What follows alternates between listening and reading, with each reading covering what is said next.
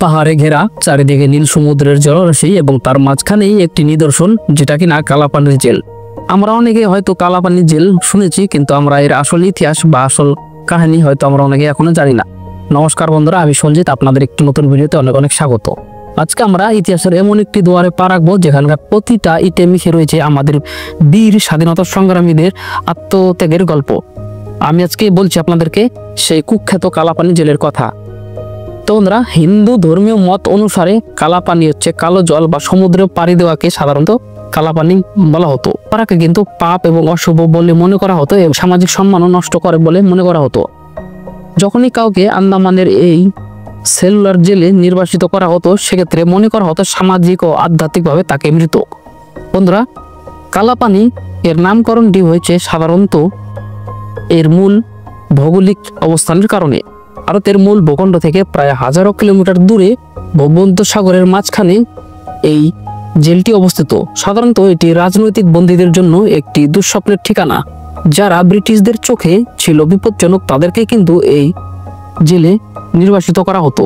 ব্রিটিশদের চোখে যারা বিপজ্জনক তাদেরকেই নির্বাসিত করা হতো এই সেলুলার জেলে, জনমানবহীন একটি জায়গা। 1857 সালের সিপাহী বিদ্রোহের পর আন্দামানকে ব্রিটিশরা মূলত বন্দিখানা হিসাবে ব্যবহার করতে শুরু করে এবং 1893 সালে এই সেলুলার জেলটি নির্মাণের কাজ শুরু হয় এবং পরবর্তীতে 1906 সালে এই আন্দামানের কালাপানি জেলটি সম্পূর্ণভাবে নির্মাণ কাজ শেষ হয়। এই জেলের স্থাপত্য এমনভাবে তৈরি করা হয় যাতে একটি বন্দী আর একটি বন্দীর সাথে কথাবার্তা বলা বা দেখাশোনা কোনো কিছু যাতে না হয়, তাকে সম্পূর্ণভাবে একাকিত্ব রাখা হয় এবং মানসিকভাবে সে যেন ভারসাম্যহীন হয়ে পড়ে, সেজন্য কিন্তু আলাদা আলাদা প্রত্যেকজনকে আলাদা আলাদা সেলে রাখা হয়। কক্ষে একটি করে ঘুলঘুলি থাকতো এবং সেটি কিন্তু অনেক উঁচুতে থাকায় বন্দীরা সেখান দিয়ে বাইরে কোনো কিছু বা অন্য ঘরের কাউকে দেখতে পেত না এবং এখানে কিন্তু চলতো বন্দীদের উপর অমানবিক এবং পাশবিক অত্যাচার। এই সেল ছিল অত্যন্ত ছোট, 14x8 ছোট একটি কক্ষ। সেখানে কিনা একজন করে বন্দীদের রাখা হতো। এর মূল উদ্দেশ্য ছিল বন্দীদের মানসিকভাবে ভারসাম্যহীন করে তোলা এবং তাকে একাকিত্ব বোধ করানো। সেই জন্য কিন্তু প্রত্যেকটা কক্ষে একজন করে বন্দী রাখা হতো। বন্দীদের ওপর চালানো হতো কঠোর শারীরিক পরিশ্রম। এর মধ্যে প্রধানত ছিল ঘানি থেকে তেল বের করা এবং আরেকটি যেটি কাজ করানো হতো সেটি হচ্ছে নারকেলের ছোবড়া থেকে দড়ি তৈরি করা। এবং এই কাজ করতে করতে অনেকে প্রাণে মারা যেতেন, কারণ এর পরিশ্রম ছিল কিন্তু অত্যন্ত বেশি। তারা এই কাজের লক্ষ্যমাত্রা পূরণ করতে না পারতো, তাদেরকে কিন্তু বেতের লাঠি দিয়ে অনেক মারধর করা হতো। বন্দীদের রাখা হতো অস্বাস্থ্যকর পরিবেশে। জল এবং খাবারের মান ছিল অত্যন্ত নিম্নমানের। এখানে অনেক সময় খাবারের সাথে পোকামাকড় থাকতো। সেই পোকামাকড় শুদ্ধ খাবারও কিন্তু বন্দীদের মাঝে সার্ভ করা হতো এবং তাদেরকে কিন্তু বাধ্য করা হতো এসব খেতে। কোনো সেলেই কিন্তু কোনো শৌচাগার ছিল না।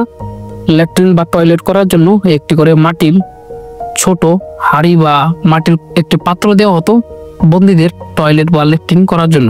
বিদ্রোহ বা পালানোর চেষ্টা করলে এখানে একটি নিয়ম ছিল, সেটা হচ্ছে সোজাসুজি ফাঁসি দিয়ে দেওয়া। 1868 সালে প্রায় 238 জনের মতো কয়েদি এখান থেকে পালানোর চেষ্টা করে এবং পরবর্তীতে তারা ধরা পড়ে।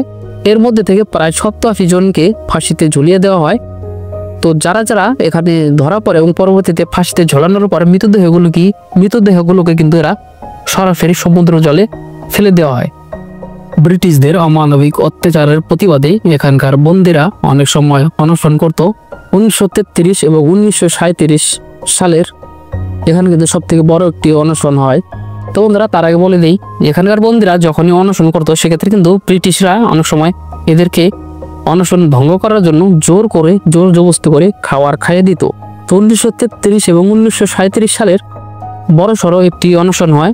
সেখানে কিন্তু 3 জন বিপ্লবীকে জোর জবরদস্তি করে খাবার খাইয়ে দেওয়ার সময় তাদের ফুসফুসে খাবার ঢুকে এবং এই 3 জনের কিন্তু মৃত্যু হয়। বিনায়ক দামোদর সাভারকার, বটকেশ্বর দত্ত, অনেক বীর বিপ্লবী এই জেলের অন্ধকার সেলে বন্দী ছিলেন এবং তাদের আত্মত্যাগ কিন্তু বন্ধুরা বৃথা যায়নি। এই জেলের প্রতিটা সেলের দেওয়াল আজও তাদের আত্মত্যাগের গল্প বলে।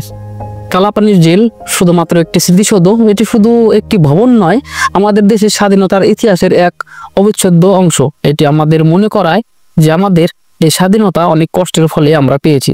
আমাদের কর্তব্য এই ইতিহাসকে সযত্নে লালন করা এবং আমাদের নতুন প্রজন্মের কাছে পৌঁছে দেওয়া। তো বন্ধুরা, আজকের এই ভিডিওটি যদি আপনার ভালো লাগে অবশ্যই এই পেজটি ফলো করবেন এবং ইউটিউব থেকে যদি আপনি দেখে থাকেন অবশ্যই সাবস্ক্রাইব করে ভিডিওটি লাইক করে দেবেন। ধন্যবাদ।